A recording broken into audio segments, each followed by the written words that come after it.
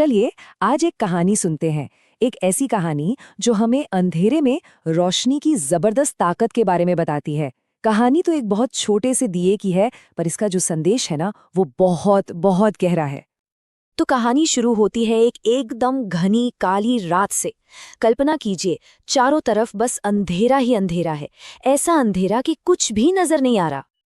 और उसी घने अंधेरे के ठीक बीच में जल रहा था एक नन्हा सा दिया, बिल्कुल अकेला, लेकिन फिर भी अपनी रोशनी फैला रहा था। तो हमारा पहला हिस्सा है एक अकेला दिया। चलिए देखते हैं कि कैसे ये छोटी सी लौ इतने बड़े अंधेरे का सामना कर रही है। देखिए, ये लड़ाई सिर्फ अंधेरे और उजाले की नहीं है। असल में ये लड़ाई है निराशा और उम्मीद के बीच।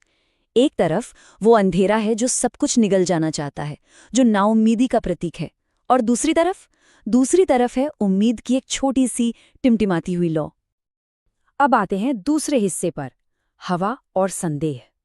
क्योंकि अब इस दिए की मुश्किलें और भी बढ़ने वाली थीं। तो सबसे पहली चुनौती आई हवा के रूप में।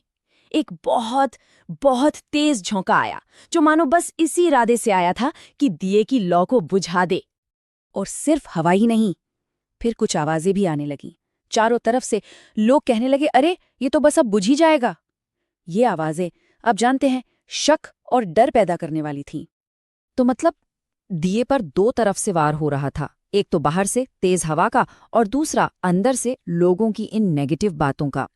जरा सोचिए, अगर उस दिए की जगह कोई और होता तो शायद वो क्या करता। अब आता है कहानी का तीसरा और सबसे जरूरी हिस्सा, दिए का संकल्प। यहीं से कहानी एक नया मोड़ लेती है। और ठीक उसी पल दिए ने खुद से एक ऐसा सवाल पूछा जिसने सब कुछ बदल कर रख दिया। उसने सोचा, एक मिनट, अगर मैं भी बुझ गया तो फिर इस अंधेरे से कौन लड़ेगा, इसे कौन मिटाएगा। और ये सिर्फ एक सवाल नहीं था, ये उसको पक्का इरादा बन गया। जानते हैं, इसी को कहते हैं संकल्प। जब हालात कितने भी मुश्किल क्यों ना हो, लेकिन कोई सही काम करने का फैसला करता है, सिर्फ इसलिए क्योंकि उसे अपने होने का मकसद, अपना पर्पस पता होता है। तो अब हम पहुंचते हैं चौथे हिस्से पर, उम्मीद की सुबह। क्योंकि दिए के इसी संकल्प ने, इसी इरादे ने रात को सुबह में बदल दिया। आइए देखते हैं कि आखिर हुआ क्या। देखिए, दिए का काम हमेशा जलते रहना नहीं था।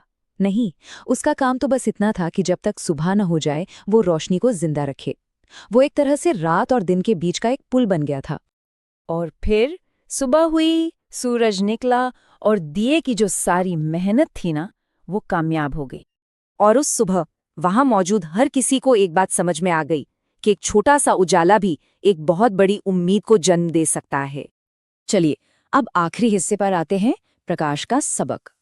तो आखिर इस पूरी कहानी से हमें सीखने को क्या मिलता है?